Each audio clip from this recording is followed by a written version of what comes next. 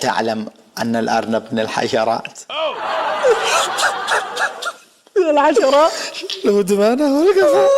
كتب صالح هابي بيرثدي تو عجعود، هابي بيرثدي تو عجعود، لا لا لا لا لا لا لا لا لا لا لا لا لا. متى يظهر الإمام المهدي؟ قال يظهر في آخر الزمان، وهو الإمام الثاني عشر من أئمة أهل البيت عليهم السلام.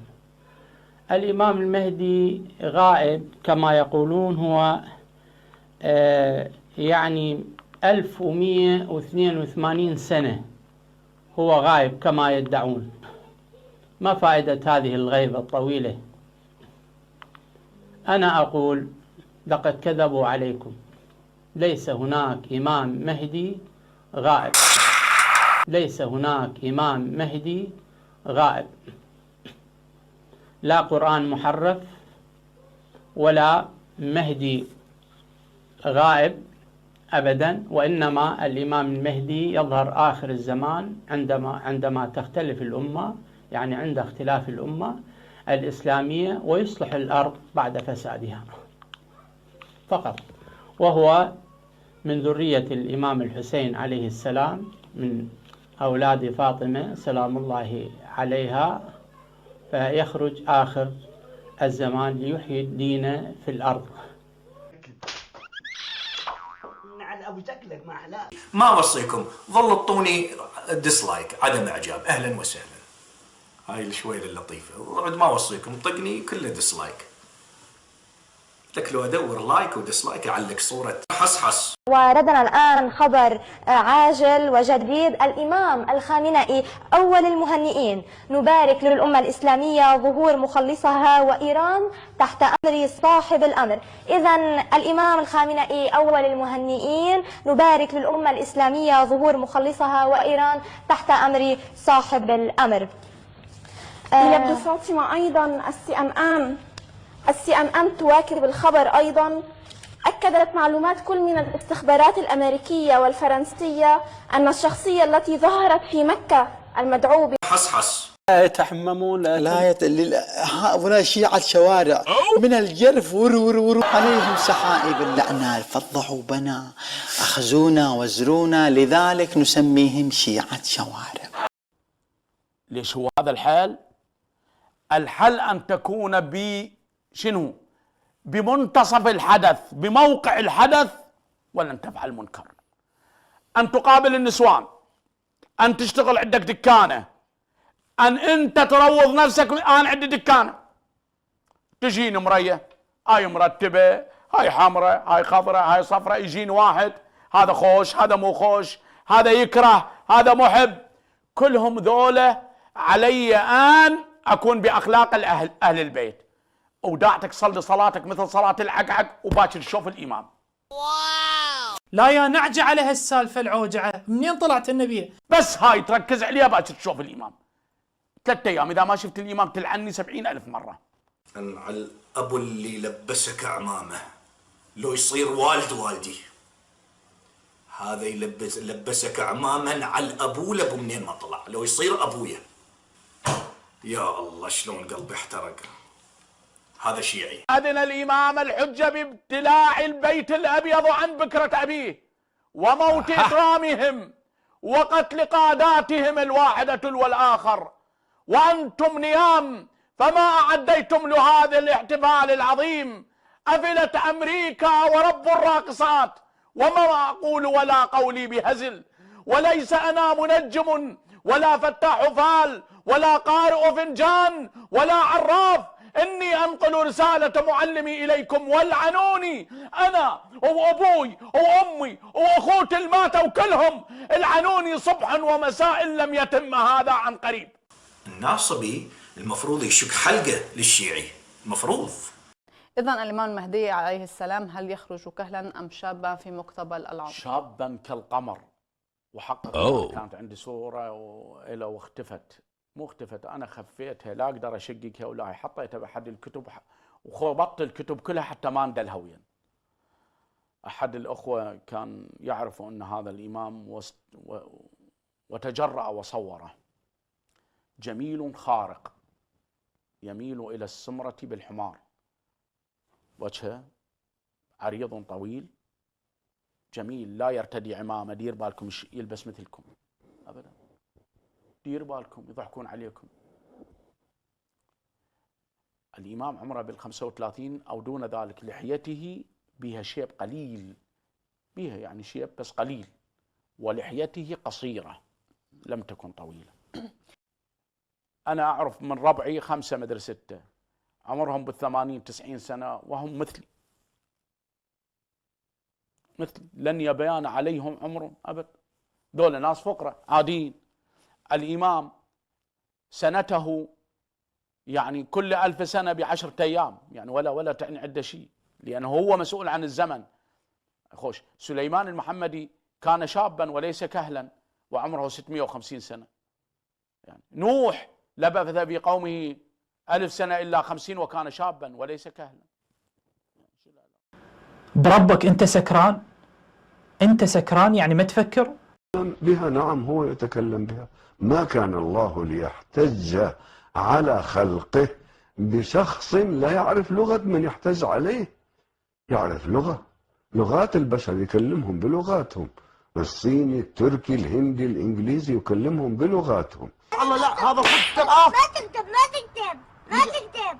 وأنا عندي حادثة امرأة أمريكية كانت مسلمة وكانت في منى في سنة 73 عندما كان حريق، وكانت وحدها، زوجها كان في منطقة أخرى. لما وقع الحريق هي سامعة من زوجها أنه نحن عندنا الإمام المهدي موجود.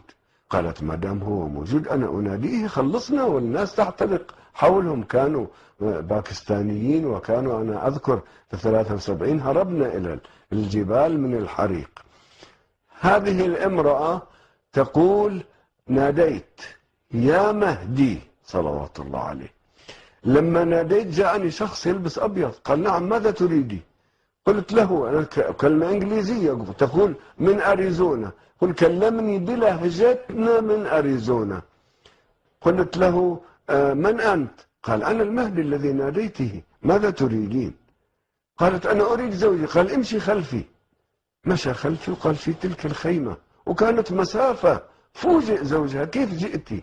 قالت له أنت قلت لي عندنا إمام غائب وإذا وقعت عليك شدة ناديه، إما أن يكون ذات الإمام صلوات الله عليه أو ملك بصورته.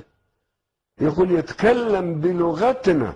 نعم الإمام يعرف لغات الناس، ولماذا لا يعرف لغاتنا؟ وهذه بعدين أحدثكم عن المعمم هنادي. معمم هنادي يبحوش يحكي علي، أنا أسميه هنادي، بعدين أنا أفتح موضوعه خلي يدير باله. هنادي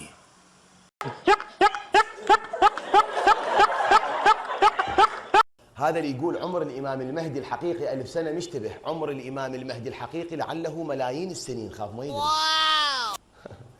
واضحة الحكاية واضحة. هذا اللي يقول عمر الإمام شلون يتجاوز ال1000 هواي مشتبه. خليني أقول له حكاية. عمر الإمام المهدي لعله يتجاوز الملايين السنين، مو 1000 سنة، خاف ما يدري هو. لأن الإمام المهدي خلقه الله تعالى مع آبائه وأجداده قبل آدم. أي أبا شلون مخازي هذه؟ فهي المسألة مو مسألة 1000 سنة. أنت إذا 1000 سنة صعب عليك، أنا أقول لك عمر المهدي الحقيقي حسب ما خلقه الله لعله يصل ملايين السنين. وهذا مو عجيب. تدري ليش مو عجيب؟ لأن المهدي ابن ذاك العالم، وذاك العالم يختلف عن هذا العالم. التفتوا، إن يوما عند ربك. عند ربك يعني اليوم بهذا العالم، يوم بذاك العالم، بذاك العالم. إن يوما عند ربك ك1000 سنة مما تعدون. إذا أبناء ذاك العالم حساب عمرهم يختلف عن أبناء هذا أنت متخلف ده ولا إيه؟ وهل تدري أنه هالليلة بكرة أقدر أحلف بالله تعالى، بكرة بهالاجتماع الإمام المهدي سلام الله عليه والله العظيم يكون حاضر بينهم.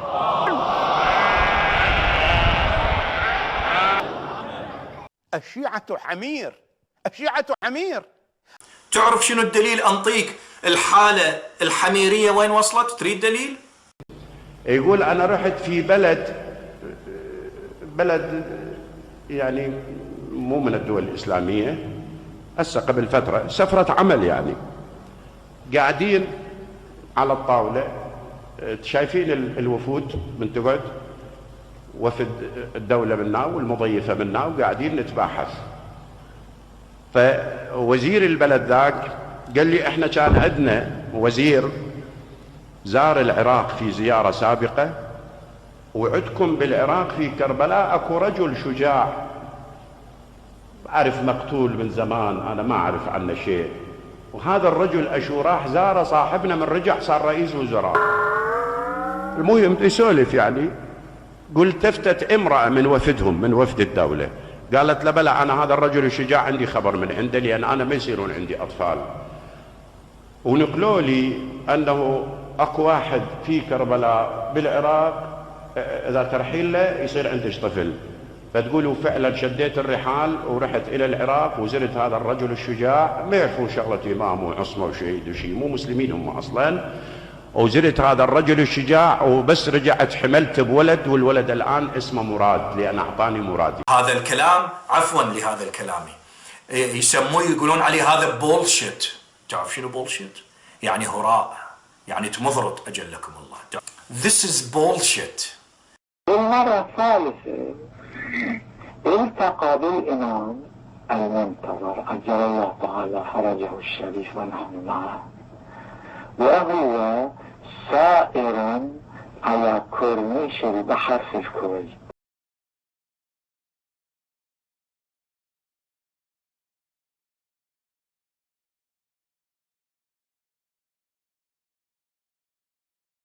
بس بعد يبقى يجي جبرائيل عليه السلام يقول والعباس هذه الرواية صحيحة، حتى الجاحد ما عنده حجة.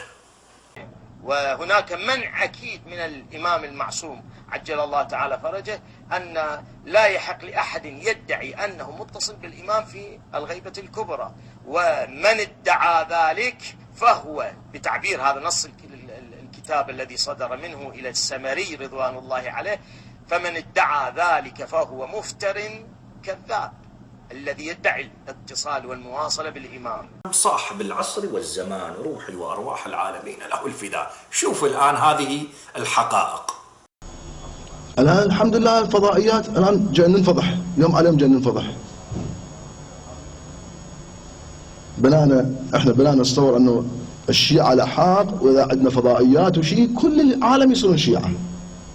اثار فضائحنا زادت. هذه الفضيحة انكشفت على الملأ. واحد من اهل السنة يتحدث ويانا يقول انا بنائي كلش كنت ماخذ نظرة، خصوصا بعد ثورة الخميني وكتب الشهيد الصدر، انه الشيعة متعمقين، اهل فلسفة، عندهم الصدر المتألهين وعندهم فكر، ويا ريت انه العالم يطلع على فكرهم. بعدين لما شفت قناة الانوار والزهراء واهل البيت، وشفت ذول المخرفين الدجالين اللي على المنابر، شفت ذول الشيعة، هو هذا الشيعة. واحد يستحي انه يصير شيعة لما يسمع هاي المخرفين في قناة الفضائية الشيعية، والله واحد يخجل يصير شيعي. ذاك اليوم واحد يقول شيخ، يقول تدرون هذا العصفور ليش سموه عصفور؟ يعني ما يستحون على الفضائية. يقول لأنه هو كان قد النعامة، هذا العصفور هو كان اسمه صور، فور، اسمه فور قد النعامة. صار سني، يعني ترك الولاية أهل البيت، الله سواه بقد هذا العصفور وسماه عصافور. هو فور اسمه عصافور، عصا الله فسموه عصفور. يعني والله هذا حكي هذا بالفضائية مو خزي على الشيعة، شيعة الإمام علي وأهل البيت، الإمام الصادق، الحسين. يصير مستوانا بهالمستوى اللي أنا يقول خذ من مال الناصب. الناصب شنو؟ كل من خالف الشيعة هو ناصبي. بالله هذا مو فضيحة؟ بس أنا ما كتبنا هاي تردون واحد ايش يكون طز بهيج تشعير. ما تنسوش بقى قبل ما، بالله عليكم أمانة أأمنها لمن يستطيع أن يشارك الحلقة ويشترك في القناة ويحط الإعجاب. جزاكم الله خيرا وما حرمكم الله الأجر. يقول رسول الله صلى الله عليه وسلم: الدال على الخير كفاعله. والسلام عليكم ورحمة الله.